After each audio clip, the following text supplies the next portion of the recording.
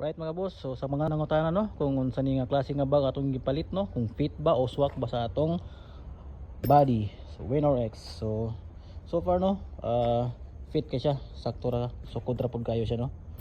So kini siya guys is gitawag di siya og multifunctional capsule bag. So by Immortal. Guys oh, Immortal. So gitawag di siya og capsule bag no. So pwede siya nato matawag nga steel bag. So kung diri siya mabutang sa mga big bike, so sakto po siya. Nindot po siya lang taon kay formado na siya daan. So ina niya ang forma. Guys, ina niya ang forma pag mabutang na siya.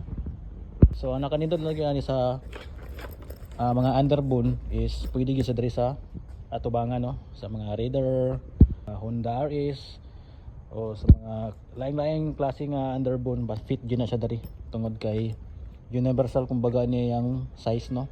Nya napo ni siya tawag ani nga sling. Nya napo di siya pataban nga sling nga katong dili guard rest mo pud to siya imong gamiton kung gusto nimo i-backpack. So pwede rin naman siya i-fit diri. Nya napo to siya i-adjuster yapon. So karon is natay tawag ani kanang step grill. So gituyo na ko yung tawag step grill para po dili mo digas-digas ni siya. Niya swak ra pud kay ba bali fit ra siya kay tungod kay plain na siya. So inigbutang nato dari sakto ra gyud siya guys. Fit ra kay na di yun na siya mauyog niya, di po na siya mapalid siyempre kay nakatago ang po na siya dahil sa tong cover. So di ra kay siya maigo sa hangin. Ang atong compartment ani guys nara guys oh. Mao ni guys oh.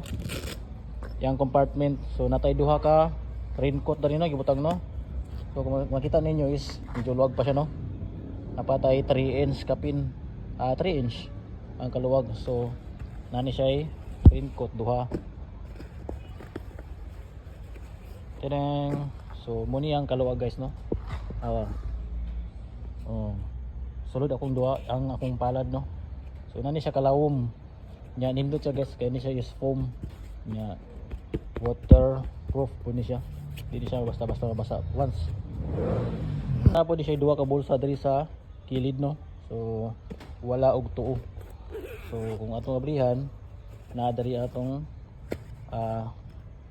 tawag ani atong yang cover para dili pud mabasa ang atong bag. So syempre by Immortal yapon ay Immortal na kabutang. So waterproof ni siya para i-cover nato diri sa bag para di siya mabasa. So natay duha ka bulsa diri. Left and right. Guys, so napay sulod guys perfume. So muna tong sling ganya akong gimension pataban. Duha ni kabuok. So dinhi siya garterized katong isa. Garterized to siya. Guys. So lawom gyapon kay ni. Sulod gyapon ang palad. Alright. Then of course kung gusto na ito magbutang cellphone, napatay butangana no. Dari. Pwede ito ibutang ang cellphone dari no. Kanya ang nakaninot ang ni guys, matouch nimo siya. So matouch pa nato siya. Tungod kay fit okay na siya. So masulod dari ang ini kind of cellphone. Basta cellphone lang gyud siya, dili tablet ha. So na yang sukod at least na sa mga 4 inches no. Kalapad. So masulod gyud dari ang cellphone. Matouch pa gyud siya. Then nani siya lock. Guys. Lock ni siya. Dara. Lock. Niya na pa adjuster dari. Na siya hawiran guys ha. Kung gusto tagkuan mag-backlight, pwede siya hawiran. Niya adjustan nimo dari, pugtan nimo. Then na po sa pikas, luyo. Nagyapon siya adjuster yapon.